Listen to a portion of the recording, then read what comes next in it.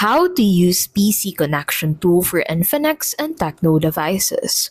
Want to link your Infinix or Tecno phone to your PC? The PC connection tool makes it simple.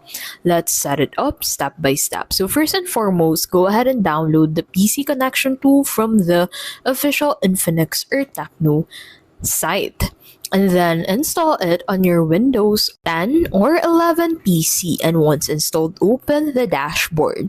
So you can connect via USB cable or wirelessly. For wireless, open the app on your PC, generate a code, and scan it with your phone's PC connection app. Features include drag and drop file transfer, clipboard sharing, screen mirroring, and reverse network sharing, letting your PC use your phone's mobile data. For large files, use a USB cable for faster transfer.